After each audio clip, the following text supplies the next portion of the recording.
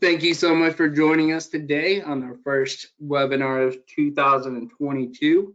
I hope you all had a wonderful holiday break and getting ready to start a great year ahead of us. Today's message is just going to be over the mission and who Oklahoma One Call System is, who OKIE811 is, what we are, why we do what we do. So let's start by just reminding everybody of, if you haven't used GoToWebinar yet, on the top left corner, there's a big orange arrow that is to open or collapse your interface. Feel free to do that. If it disappears on you, click that orange arrow.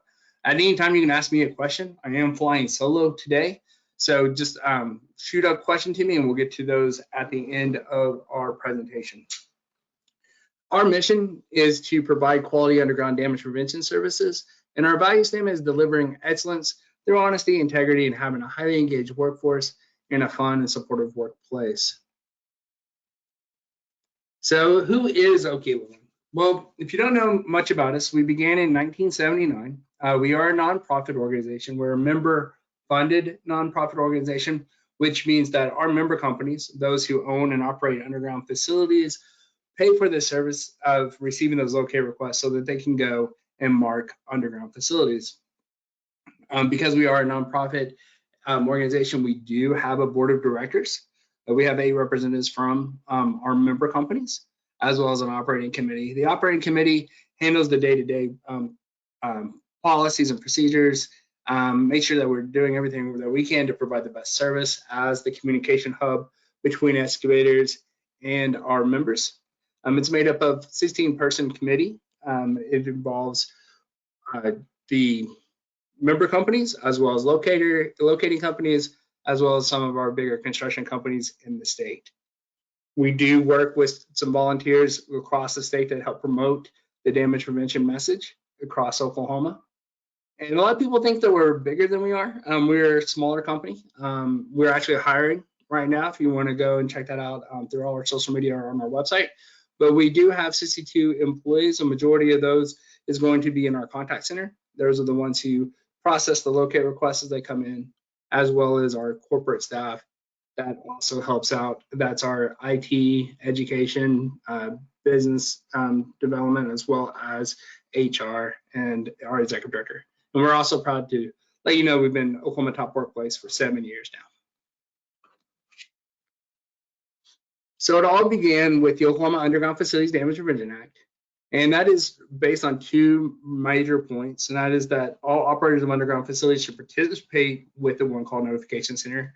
And what that means is they need to register their assets with us, geographically where they're located, and let us know where they are. So when we do receive excavation around that area, we know what personnel to contact. And then the excavators, for it to work, has to give us notification of planned excavation. And that notification should be no more than 10 days, nor less than 48 hours, excluding the date of notification, Saturdays and Sundays, and legal holidays before the excavation is to begin. A lot of people ask, what does this look like?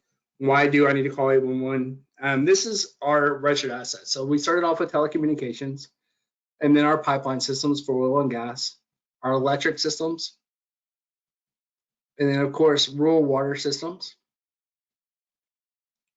municipalities and whichever service they provide, whether it's water, electric, gas, and then other. This will be like private farms, campuses for hospitals and schools, things of that nature. So as you can tell, the state has assets pretty much everywhere. So you always want to mitigate the risk of damage to the underground facility as well as injury to the excavator by always contacting OKIE811 before you dig. So how does it work? Well, it begins by going to our website or making a phone call. You may notice we use the phrase contact OKIE811. Over 70% of our locate requests are done through our website. So we encourage that. It's going to be a lot easier for you as well. But anytime you need to give us a call, we are there for you as well. We'll get more into that in just a moment. We are going to remind you of the notification period. We do need no more than 10 days or less than 48 hours, excluding the date of notification, weekend, holidays. And then by giving us that information, a locate request is going to be generated. This is where we're going to process it. We're going to map out the date site that's being described by the excavator, and then the ticket number is generated and provided to the excavator for their records, where they're going to send notifications out to our member companies. and that's going to be based on the geographic region. In 2021, we're proud to announce that we did over 1 million locate requests. Actually, we got to 1 million early on in November, and so well over 1 million tickets before the end of the year. So if an average of 6 members are notified per ticket, that means over 6 million locate requests were received to go out and locate their lines. The member companies then has the responsibility to respond to the locate request prior to the work to begin digging time. As I've stated, you're to give no less than 48 hours, excluding the data notification weekends and holidays, but you can give up to 10 business days notice. So when you're giving notice, you can say, hey, I'm calling on Monday, but I'm not going to dig until the following Wednesday. You can do so, and in that way, the member companies will have more time to locate. Just a reminder, though, when putting in more time, your ticket is not valid until the work to begin date time. When they come out, they're going to mark the area with the approximate location with paint, flags, and stakes using the American Public Works Authority's uniform color code, and they're going to communicate with the excavator through mandatory positive response. Mandatory positive response was put into effect with November's law updates. It's through our system, so anybody with a ticket number can see the response status of the member company, whether they've been there and marked, where it's all clear, if they need to meet on site, if there was any access issues, things of that nature. Then before the excavator should begin digging, they should confirm the site. They need to discover the 3Ds, right? They need to find the depth, the direction and distance of those underground lines in their work area and support them so that safety can be first. They're going to be digging test holes to identify those and properly support and protect those underground facilities. And also, always ensure responses received by all the member companies on the ticket by looking at mandatory positive response. You can put in a second notice if necessary to let the member company know that their time had expired and that they need to get out there. It doesn't reset the 48 hours by putting in a second notice. A couple things to remember. Private lines do not get marked. Obvious private lines are things like your propane, your sprinkler, things of that nature, things that member companies don't own or operate. The other private lines are anywhere where the utility service is transferred from the maintenance of the utility company over to the property owner. So after meters, after the distribution goes to the home, usually is where that takes place. And just a reminder, OKIE811 does not locate the lines. We're the communication center.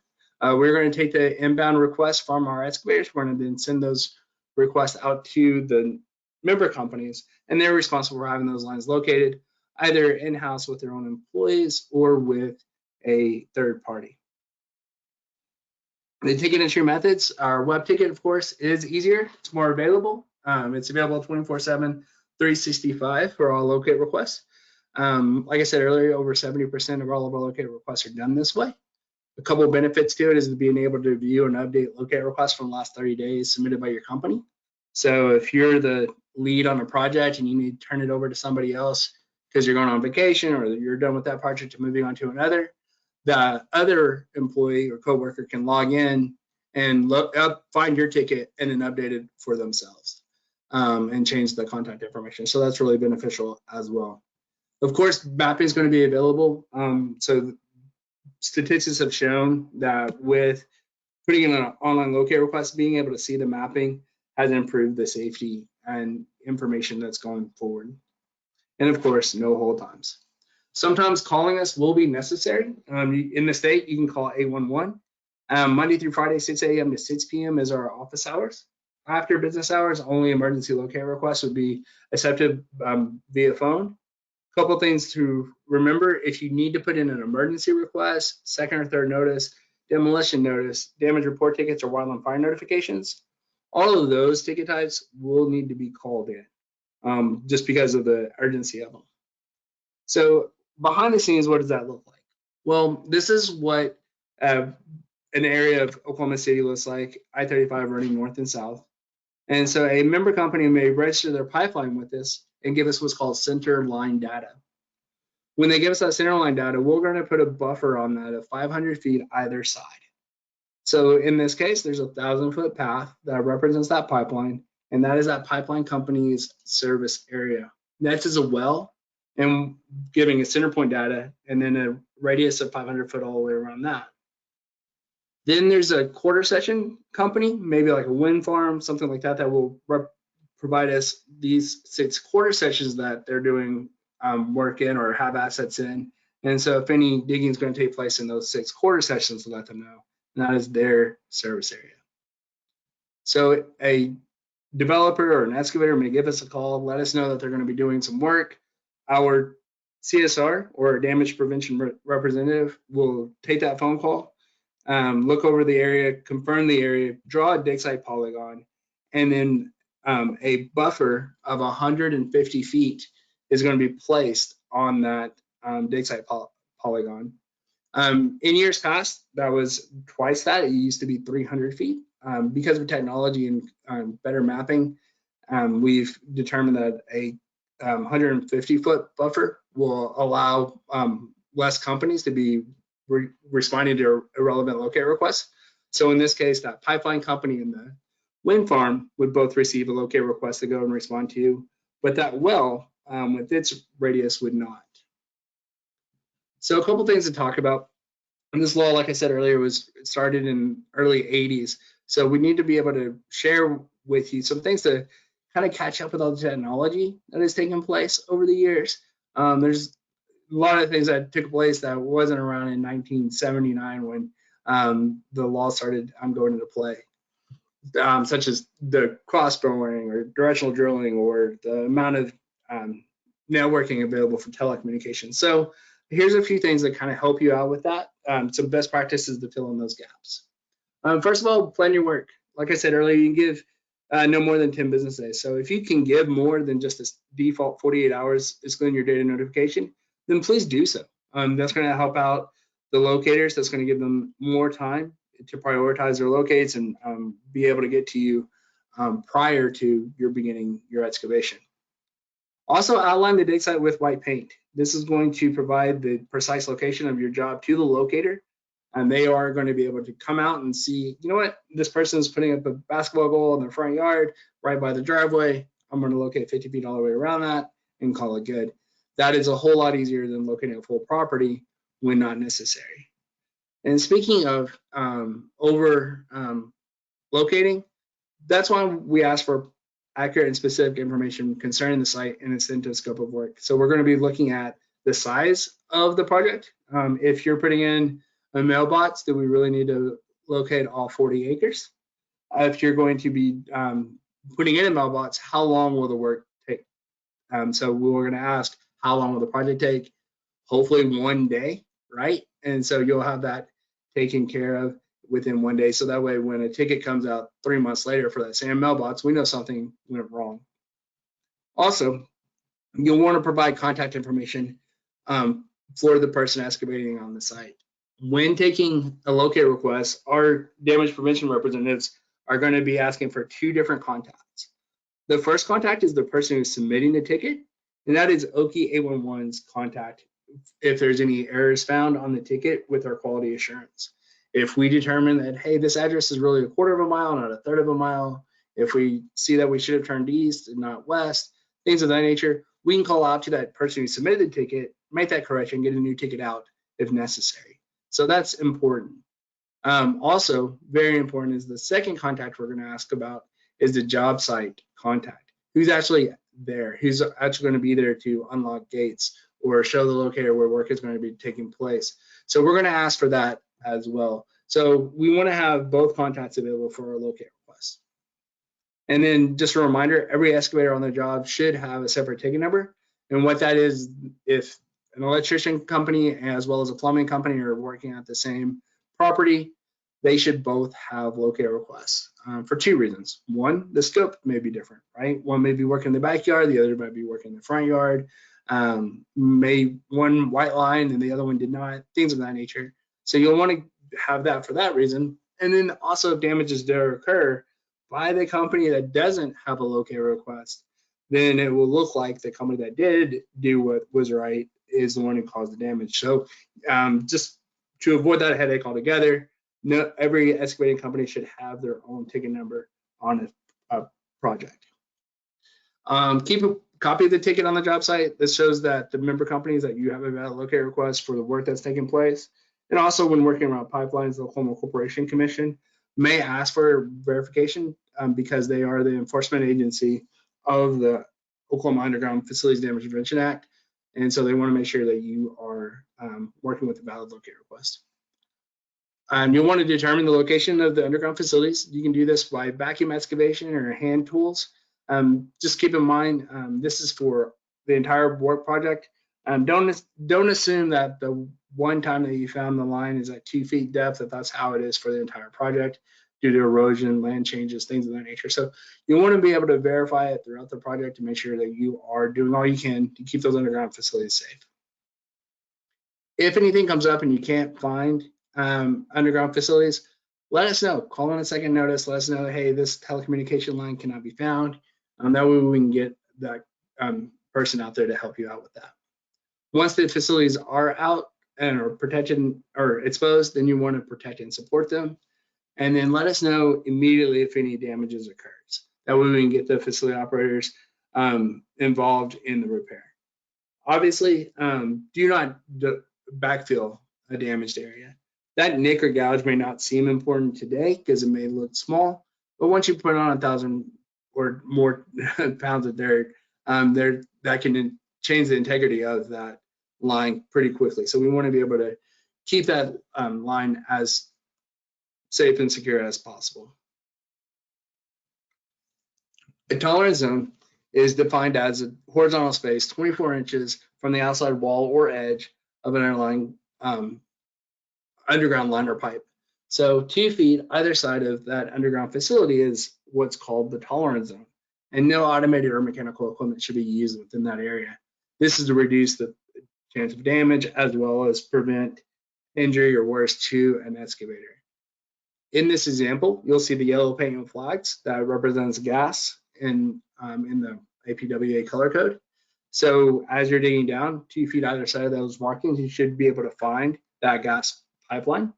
In this case, if that pipeline was a foot wide, then that means there's a path of 5 feet or 24 inches either side of that 1 foot path pipe that you should not bring heavy equipment in until it has been completely exposed and supported beforehand. So what happens when there's damage lines? How do you know when there's a damage line? So you're going to want to look for it. You're going to be able to see dirt blowing in the air, water bubbling, or standing in unusual areas. You're also going to see dead vegetation or cloud or mist. And then you may also see sheen on water, or then of course fire or explosion. So keep your eye out. Look for obvious things that may show that a damaged pipeline is there. You'll want to listen for unnatural hissing, whistling, roaring sounds. And then, of course, if you smell strange and unusual gaseous odors such as skunk, rotten eggs, or sulfide, those things are going to show you what kind of leaks might be in that area. If there is damaged line, get out of the area, go upwind so that you're not going to be affected by it. Call 911 so that it can be turned off. Do not operate any valves. Do not try to shut anything off on your own. Those pipeline companies can do that mostly remotely, and they will take care of it. So to sum up, what we want to convey today is OKIE811 is only one part of a big process in preventing damage and also in protecting our excavators. So those 5 steps for a safer excavation begins by contacting OKIE811 before you dig. You can either go online or give us a call. Once you do, you're going to wait the required time, and that work to begin date and time is always going to be on your ticket. And then you're going to confirm response of all those utility operators. Remember that positive response is going to be on your ticket. You can pull that up at any time. And if you see any clear evidence of a utility that was not on your locate request, please give us a call. Maybe their mapping wasn't updated. Maybe we need to reach out to them directly to make sure they're not there.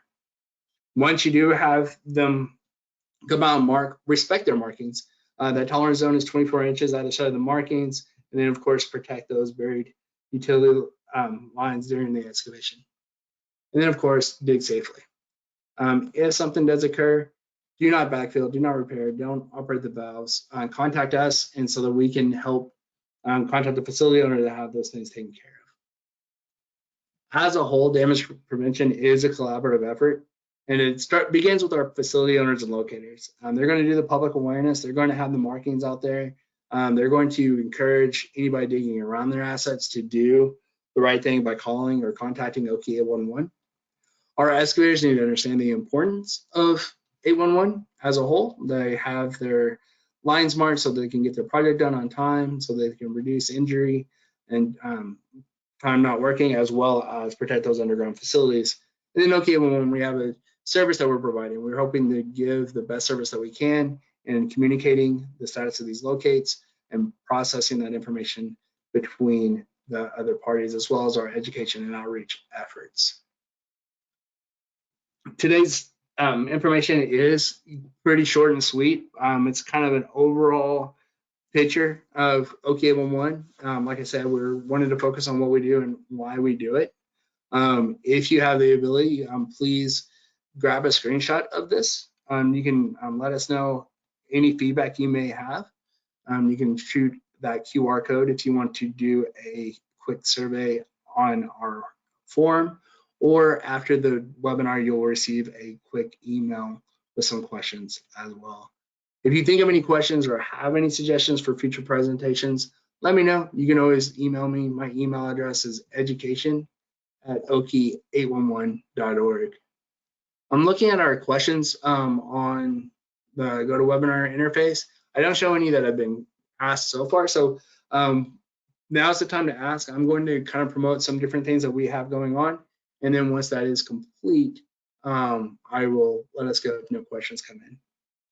First of all, check out our podcast. We have some new episodes coming up. We just released one back in December over some of the law updates that happened in November. If you really want to deep dive into that, whether it's the mandatory positive response, the opportunity for member companies to charge or invoice excavators for fraudulent locate requests, those are the kind of the big topics, as well as more enforcement authority for our Oklahoma Corporation Commission. It was a really good podcast, and there's other topics as well. So just search Digging Deep on anywhere you listen to podcasts, and you'll be able to find that.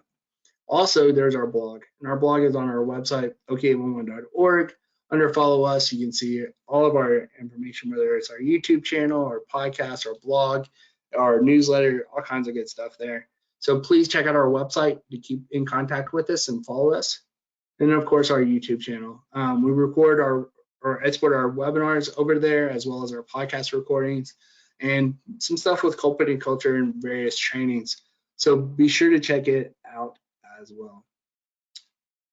All right, today was a pretty quick and easy webinar. Again, I hope you're all enjoying the year as we're just getting started. If you have any questions or future follow-up, just shoot me an email. Email address is education@OKIE811.org.